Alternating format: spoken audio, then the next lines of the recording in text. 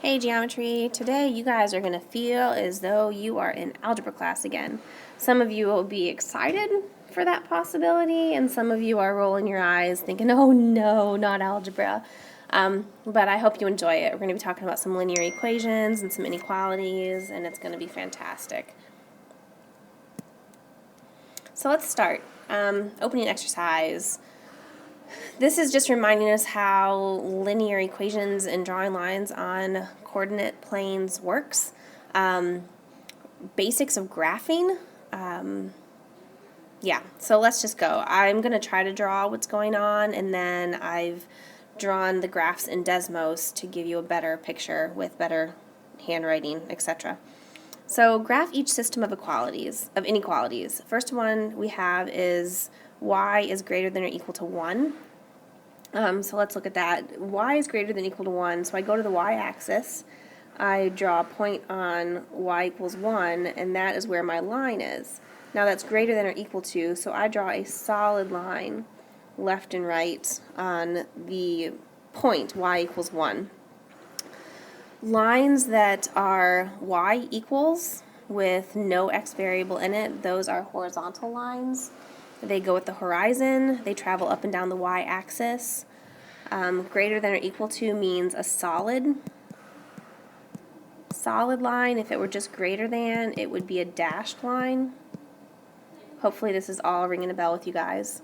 The next one is x, we didn't actually shade. So y is greater than or equal to 1 means that I shade every place that y is going to be bigger than or equal to the line 1. So I just do, hatched lines in a direction. If I have a colored pencil, I can do that. If not, you'll just see I'll just hatch my lines to the left and to the right. I'll sort of slant them to the left and to the right. The next one, x is less than or equal to 5. So I go over to x equals 1, 2, 3, 4, 5. This is the x-axis. And I draw a solid line because it's less than or equal to. Solid vertical line at the point x equals 5. Now, when my variable is already written on the left and I've got less than, I'm shading everywhere to where that arrow is actually pointing. You can think to yourself, less than, or you can look at the arrow and shade to the left, etc. So as you can see, I used a red pen for all these. I just slanted my shading a little bit so that I could tell the difference between the two lines, the two shaded lines. You could use colored pencils or crayons, but I wouldn't put too much work into it. You just want to shade your graph so you can try to answer the questions. So let's work through the questions. Is point 1-2 a solution? I am going to change colors on my pens now, but let's go over to 1, 2. I said dash, didn't I? 1, 2. That's hilarious. Let's thin that out a little bit. 1, 2. So going over 1 up 2. It's right there. Now it's saying, is it a solution? Yes, it's a solution because it lies in the shaded area.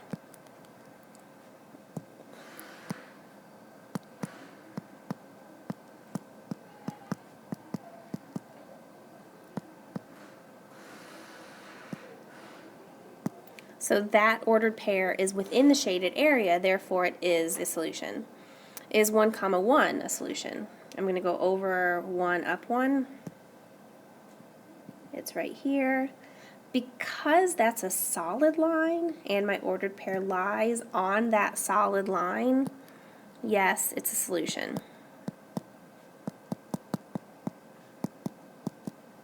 Because it's in the shaded region on a solid line. If that were a dashed line, no, it would not be part of the solution. Is the region is the intersection of how many half planes? Explain how you know. It's 2 half planes.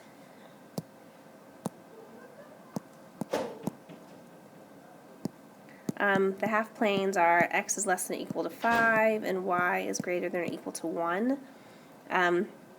This half plane splits the plane in half.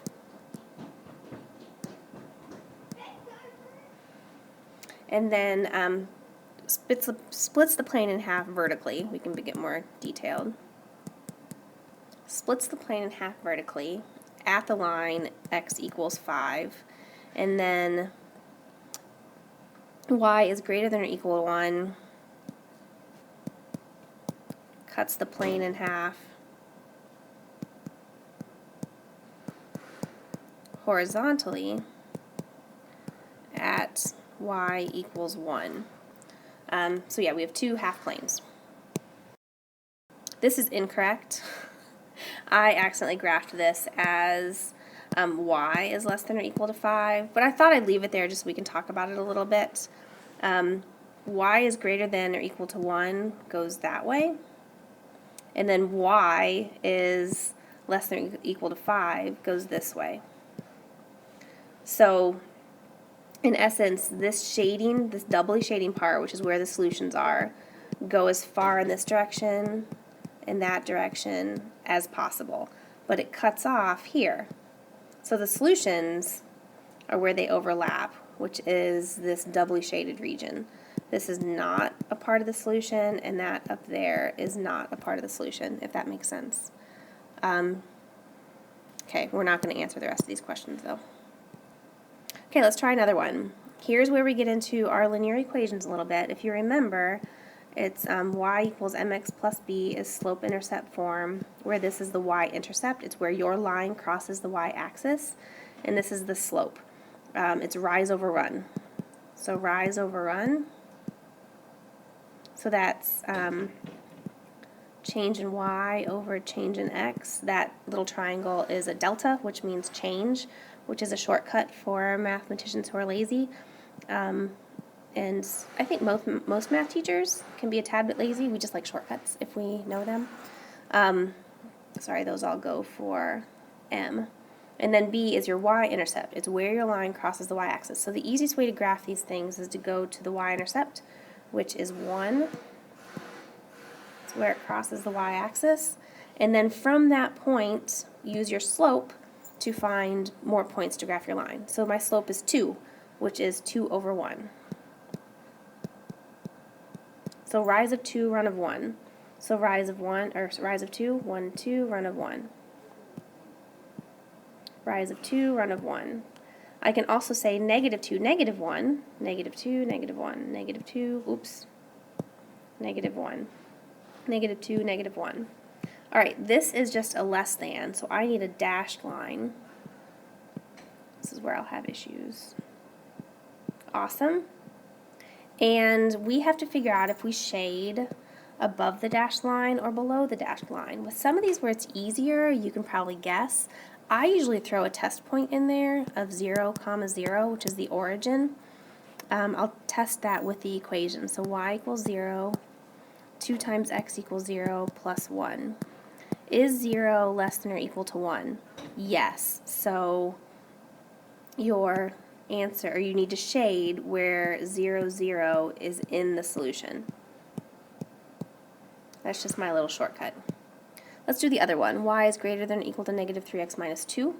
Let's go to negative 2 and put a dot, because that's your y-intercept. That's a bad dot. And then use a slope of negative 3. So your slope is negative 3 over 1, or 3 over negative 1. It doesn't matter, either one. All right, so I'm going to do negative 3, positive 1, 1, 2, 3, 1. And then I'm going to do positive 3, negative 1, 1, 2, 3, 1, 1, 2, 3, 1. And that's as far as I can go. This is greater than or equal to, so I need a solid line. And it's greater than. I'm still going to do a test point. So 0 is greater than or equal to negative 3 times x is 0 minus 2. Is 0 greater than or equal to negative 2? Yes. Yes, it is. So I'm going to shade where 0 is in my solution. And then sometimes, well, you can see where they overlap a little bit.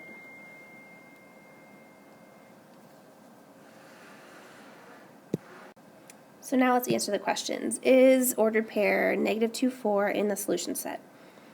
Negative 2, 4, let's go find that point. So negative 2, positive 4, 1, 2, 3, 4. That's right here. It's on the line, but it is not a part of the gray or black shading. So no. Is 1, 3 in the solution set? So over 1, up 1, 2, 3. Nope, that's not 1, 3, sorry. Over 1, up 1, 2, 3.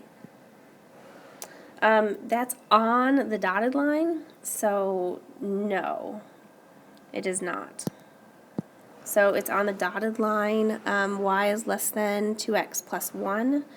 If that line were solid, then you'd be good to go, but it's not a part of that solution set. And there's what I graphed using Desmos, which was much fancier and easier to see.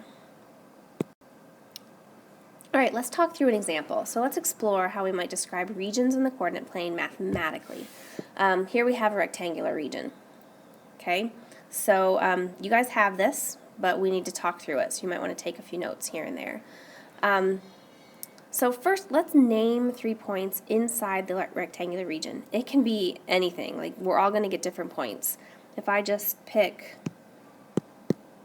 randomly, threw 3 dots up there, and those are all part of the rectangular region. Now I have to guesstimate what those points are. Let's see if that's 1, 2, over 1. That might be over, I don't know, 4. That's 15, 7. Let's say 4, 6.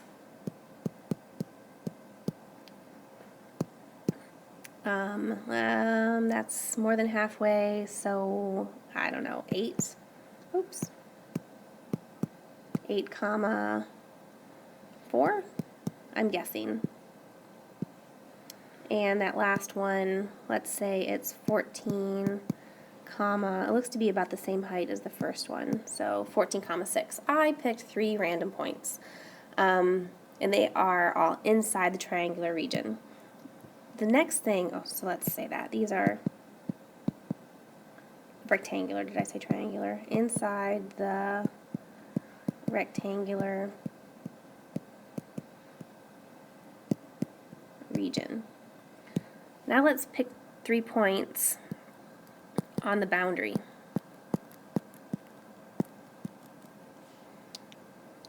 And it can be, again, any 3 points. Oh, let's get the thicker pen out. Let's redo that last one. So I've got 3 points. That first one looks to be about, let's say 1, 5. That'd be this one right there. That next one, let's say I'm 2, 2. And then that last one looks like I'm over 15, up 6. Okay, I'm on the boundary, right? So they're going to be on the line somewhere. I know I'm on the boundary because I have a few of the ordered pairs given. So if you see, I've made sure that one of the ordered pairs on the point that I picked is one of the ordered pairs of the given points. So I've got a 1 for the x and a 1 for the x, a 2 for the y, a 2 for the y, a 15 for the x, a 15 for the x. Makes sense? All right, what if we want to know all the points in the region and on the boundary? How can I describe those points? So I want to know all the points in the region and on the boundary. So we're looking for everything inside. If I could color this really nicely, it would be great. Everything inside, all the points, and everything on the boundary, every single point. How do we include all the points in anything? Well, on the boundaries, we would include those by equations of lines. I should probably use a pen, not a highlighter. And then within the region, we would use inequalities. Inequalities. To talk more about inequalities, though, let's get a fresh sheet of paper. So we already said to describe the boundaries of the rectangle, we would use lines with specific boundaries on the lines. To talk about the inside, the region of the rectangle, we would do inequalities. So to talk about inequalities, can you say anything about the possible values of x? Okay, here's my x-axis. X is going to be anywhere to the right of 1 and to the left of 15. So if I had a line, x equals 15, values of x are anywhere to the left of 15, of that line, x equals 15, and anywhere to the right of the line, x equals 1. This right here is the line x equals 1. It's a vertical line. Here is the line x equals 15.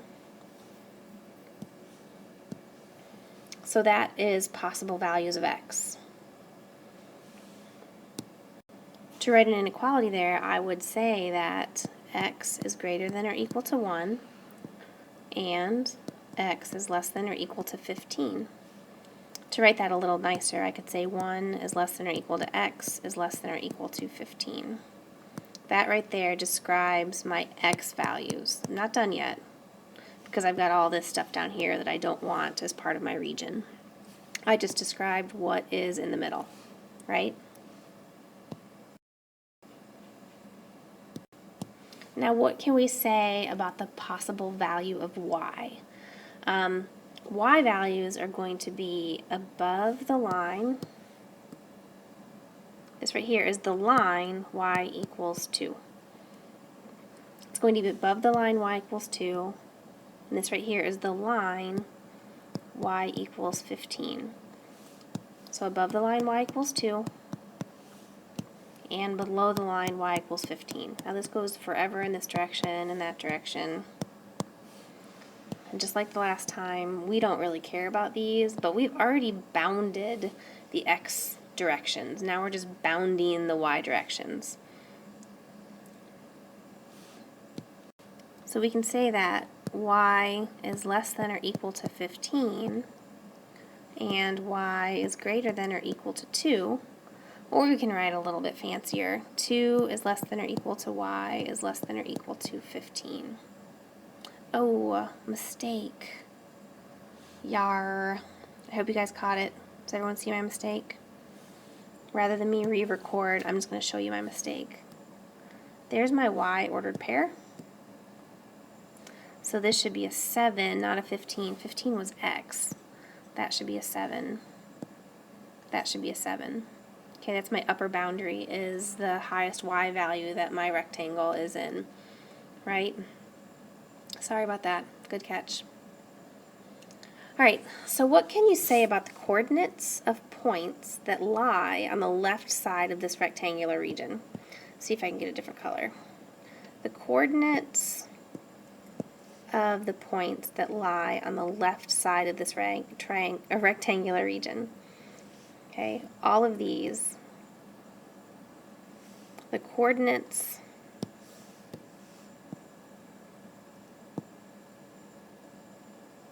all have an x value of 1. On the top side, well, on this side right here, all of the coordinates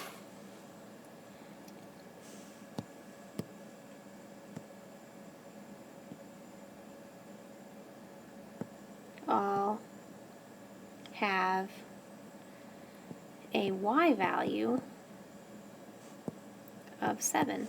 All of them, every single last one, right? The region's a rectangle. What are the properties of a rectangle? Okay, if we remember the properties of a rectangle, I can say that opposite sides are parallel. Okay, we can put a handy dandy little red arrow, those are parallel. These are parallel. These are perpendicular. All the corners are perpendicular, right? What else? Parallel, opposite sides. Actually, these are congruent. I can double tick them, single tick them. Right angles. Ooh, I'm going to try this. I'm getting a little busy in here, aren't I? This is one that we probably don't remember. Diagonals are congruent. They also bisect each other, right? The diagonals. Okay? I need a new slide. Come on, follow along. I really hope you're taking good notes. Let me get that figure back in here. What if I wanted to find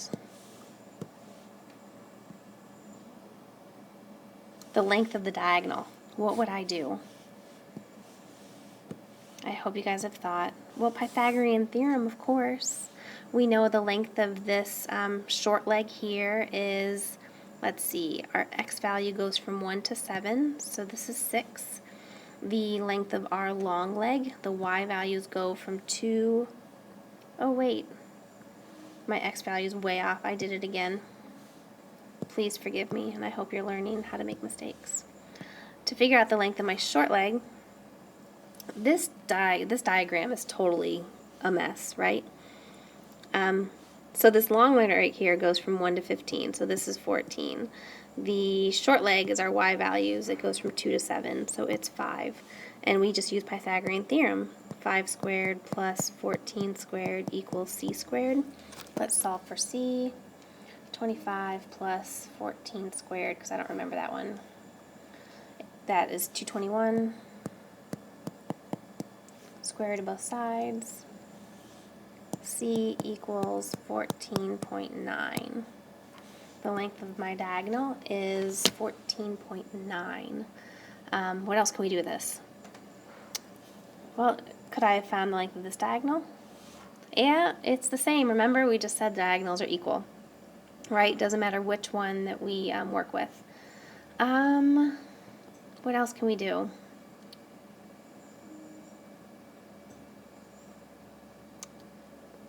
I'm looking at your homework. Okay, there's one more thing that it will ask you to do. Can we find a point that lies on the diagonal?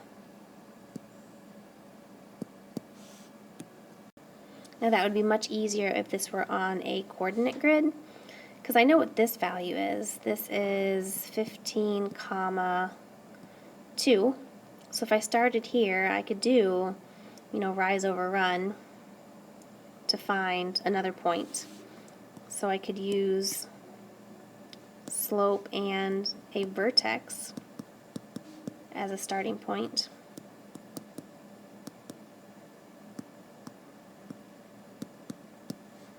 I could also, let's see, I could take this point and average the x's and the y's together.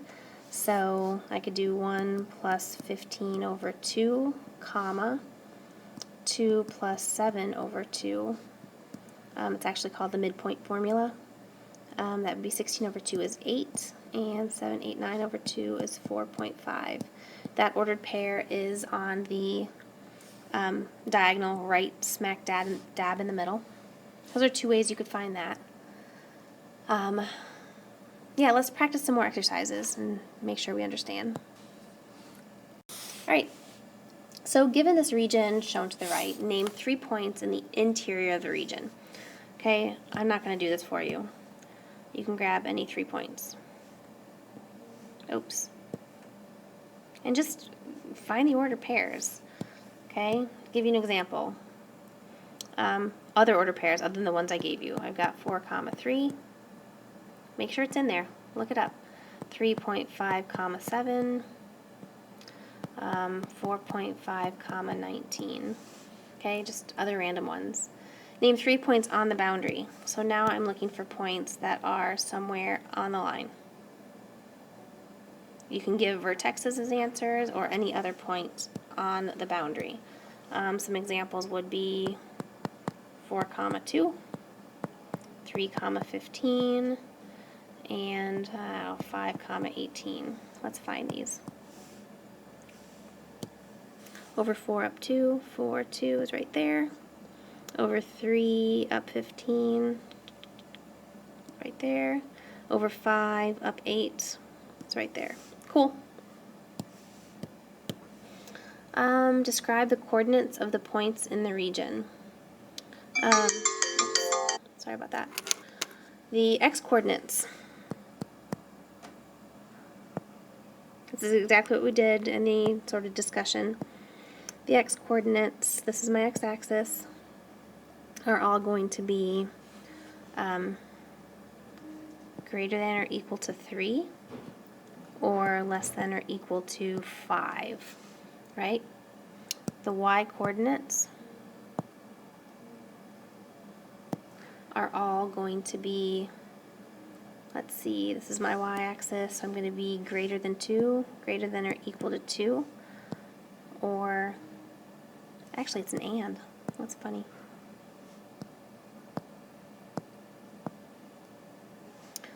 We're up at 20, so less than or equal to 20.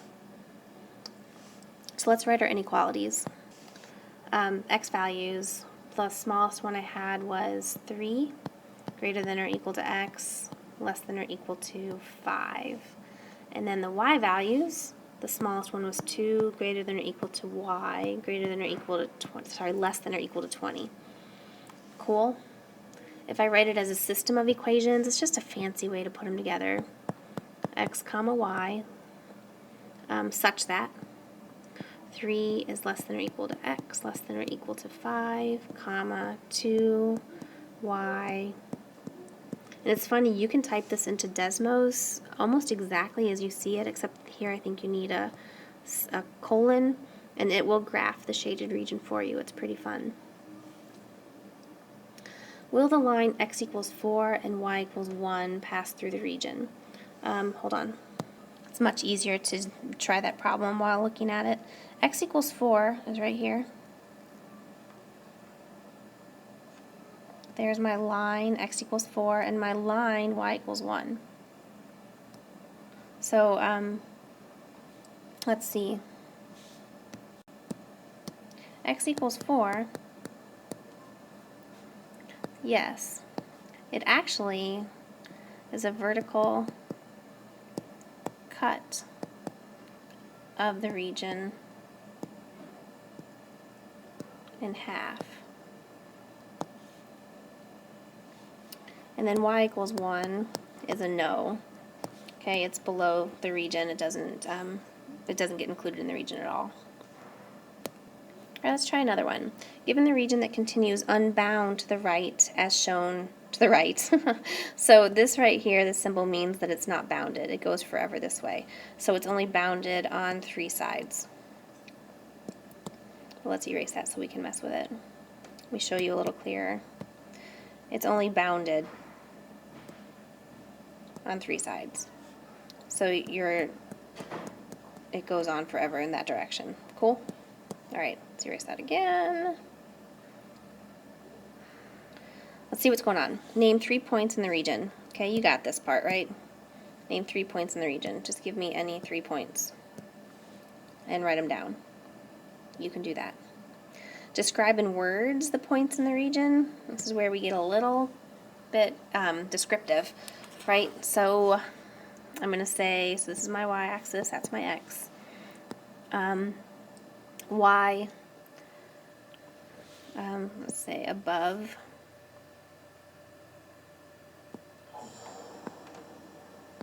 y equals 1,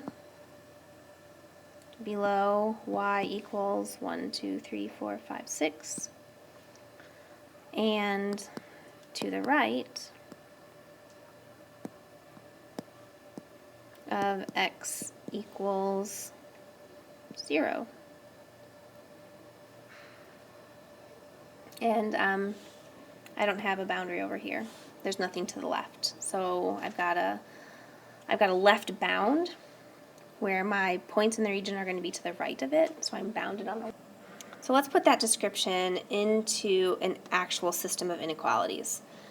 This is the important part that, it's sort of like the answer. Again, we're going to do set notation. Ordered pair, x, y. Isn't that a beautiful bracket? There we go. X, y, where x is greater than or equal to 0, and y is going to be in between 1 and 6. And there we go. Name a horizontal line that passes through the region. Horizontal goes as the horizon. Let's see, that would be, what did I draw? 1, 2, 3.5. That's awesome. I couldn't even pick a good one. Y equals 3.5 is the line that I drew. And it could be anything. Anything that falls into your shaded region would work.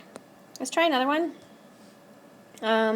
Given the region that continues down without bound, as shown to the right, describe the region in words. So first of all, the shaded region is to the right of x equals, that's -2, to the left of x equals, that is 1, 2, 3, and above, or no, below, y equals 0.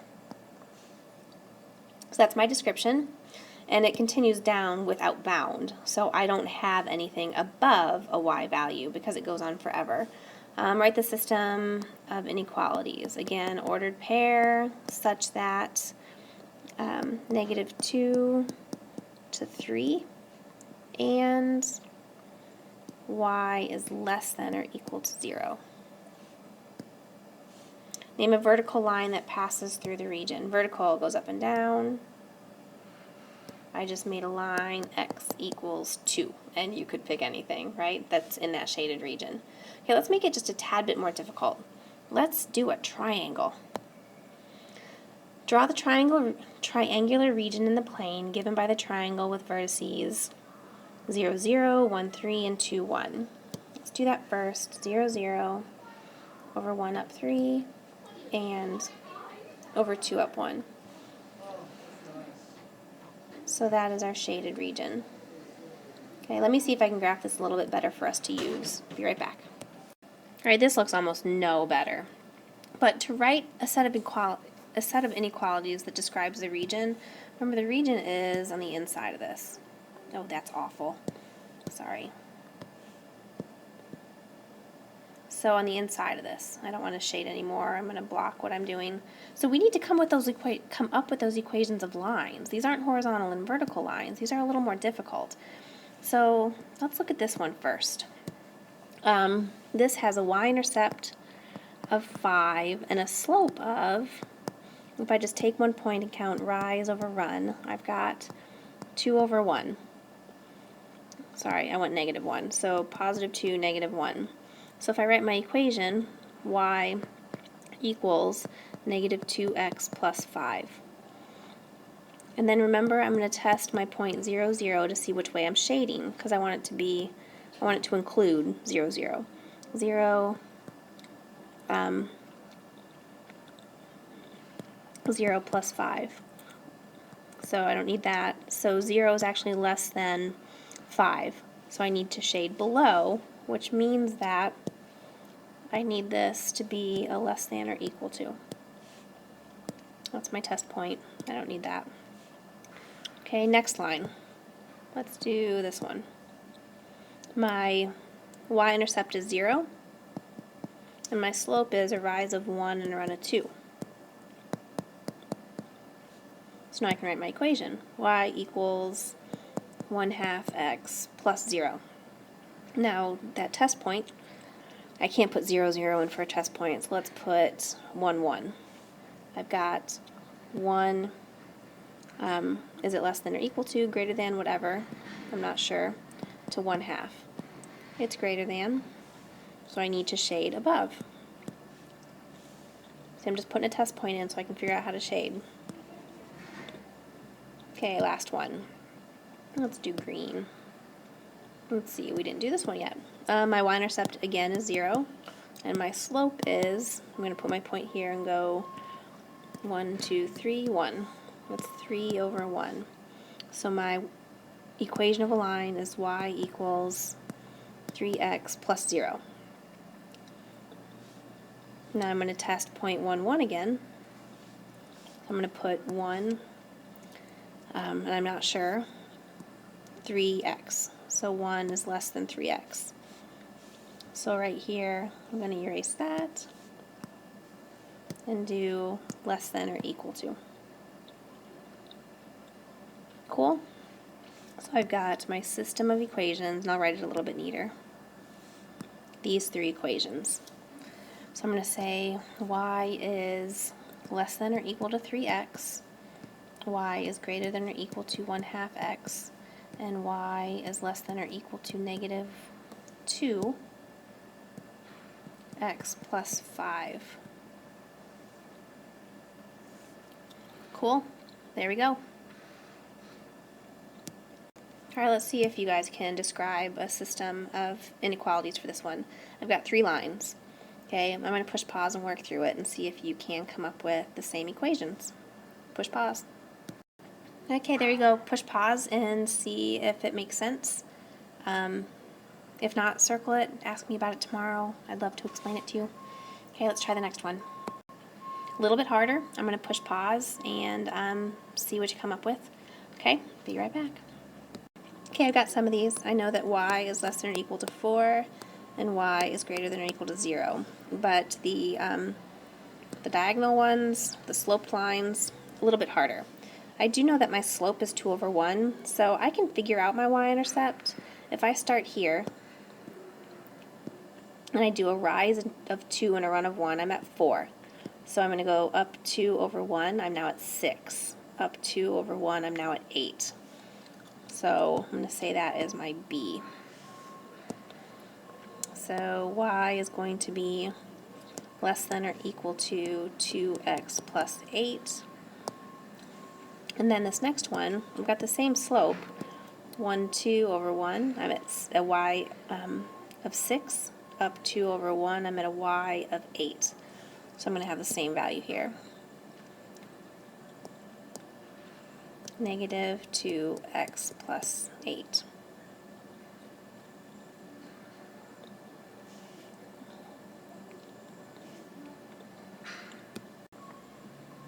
And again, if any of that doesn't quite make sense, please let me know. Oh, I made a mistake. Do you guys see it? I hope you smile when this happens and not get frustrated. Look at my y, or my x-axis. Those are all halves. So my slope is actually 1, 2 over a half, or 1, 2, 3, 4 over 1. Dar. Okay, that doesn't matter. I still have the same y-intercept, it's just my slope is off. So sorry about that. I did not notice. It's always good to look at your x-axis, look at your scale, and it's awful when they make the x scale and the y scale different. That's so frustrating. Alright. That's actually all I have for today. I thought this lesson is fun. I enjoy algebra. Please, if you need any assistance, that's what I'm here for. Ask for help.